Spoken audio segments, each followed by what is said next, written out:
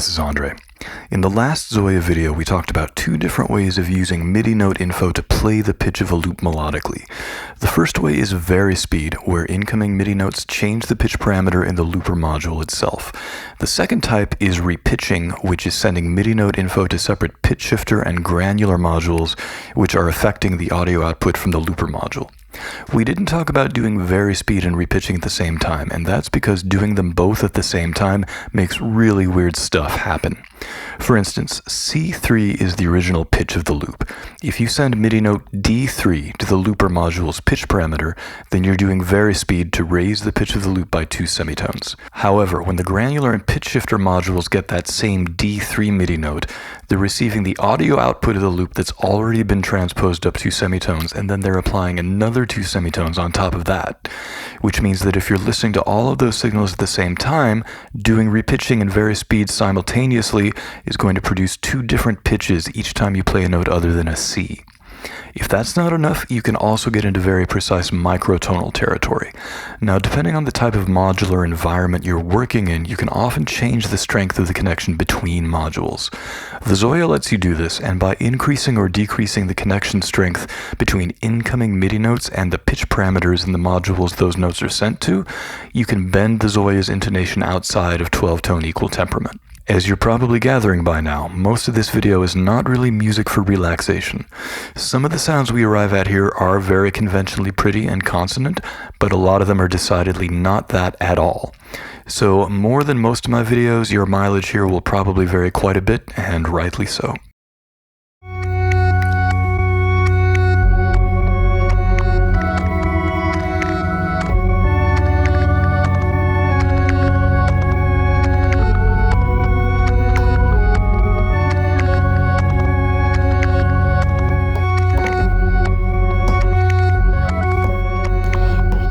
Now let's do this too. We have been disabling direct MIDI control of the loop pitch.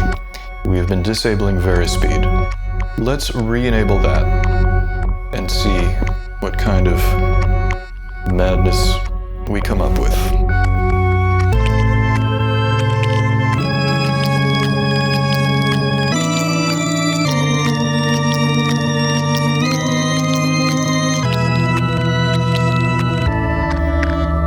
So if we do this, if I press that key, then the granular module and the pitch shifter module are getting a sound that's already pitched up a fourth.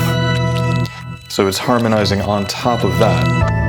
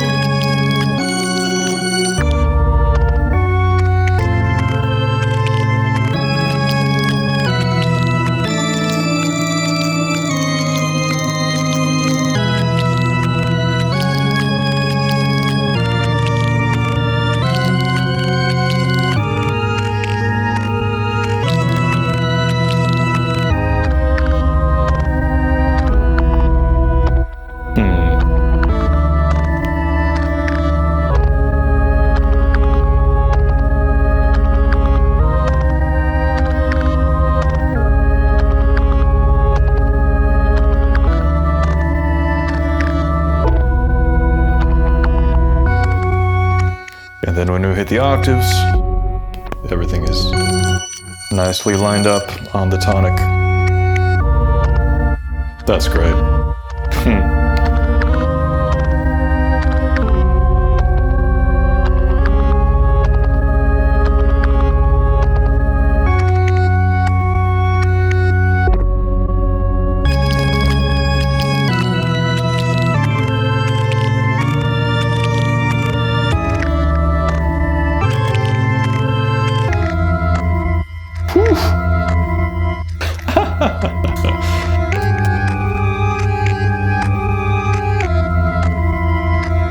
I can see my Patreon numbers dropping in real time.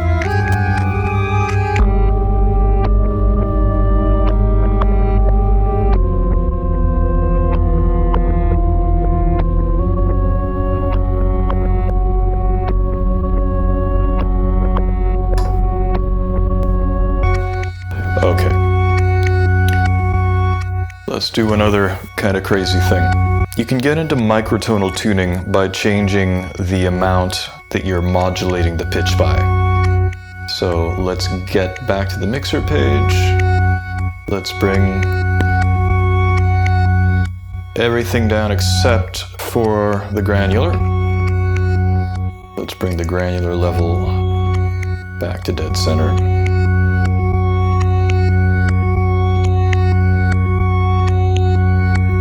All right. So this is the connection between the incoming MIDI note signal and the granular pitch input.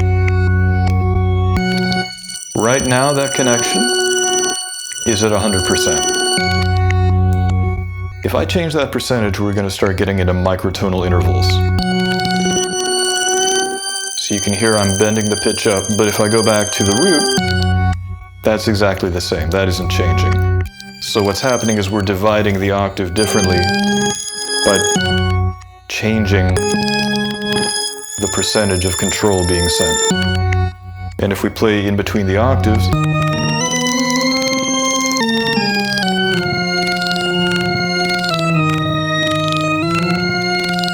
if we go the other way,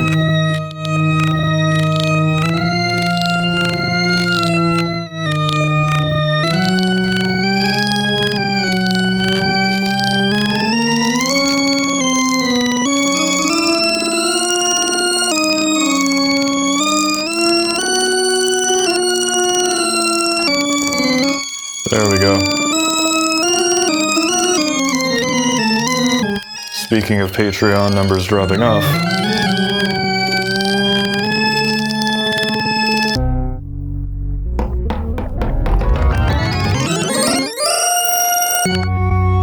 all right, let's do this. We are going to get polyphony out of all three parts. So I want that to be, let's have that be like a minor third.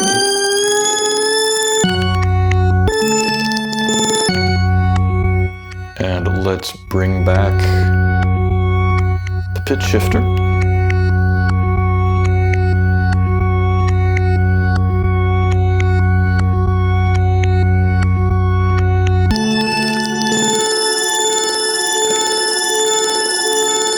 And let's get the panning set up. So now we just have granular on one side, pitch shifter on the other, and now we're going to tweak the strength of the pitch shifter modulation so that we're again going to get a microtonal variance.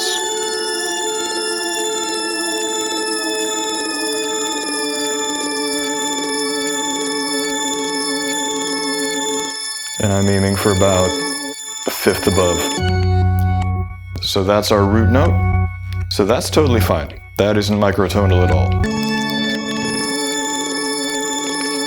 So now we have one of the voices to a fifth and the other one to a third, octaves up of course. Let's bring the dry signal back in.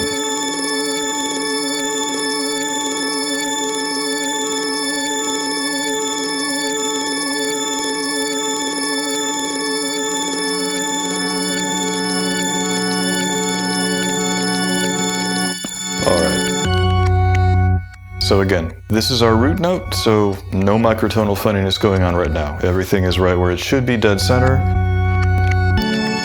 There we go.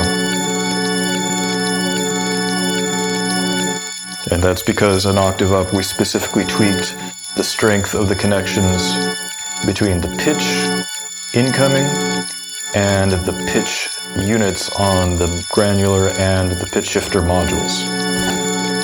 Let's change the tuning on that a little bit. Let's have a nice Picardy third style resolution, and let's turn the minor third into a major third. See if it's this one. Nope, it's the other one. That's our fifth. There we go. There we go. Yay, happy ending. There we go. There we go.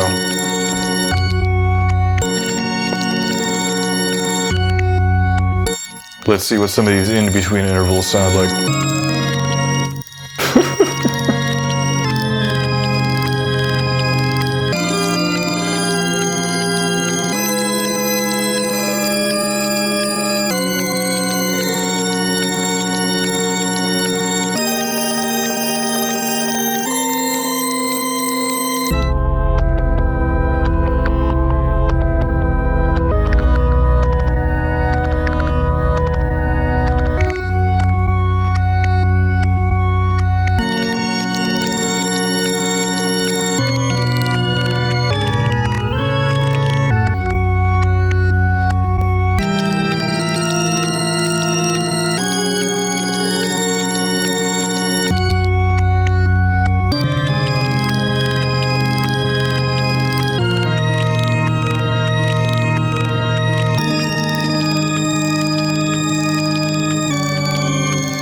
And I want to adjust the granular parameters because I hear that the granular pitch is taking a second to get up to speed, no pun intended.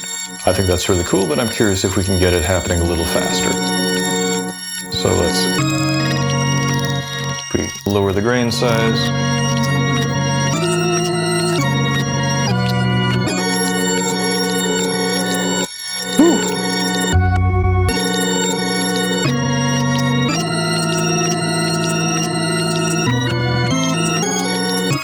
Now, changing the grain position increases the time, which I think is cool. Yeah, so if you like that delayed resolution, increase the grain position. That's what I always say. Let's try the density.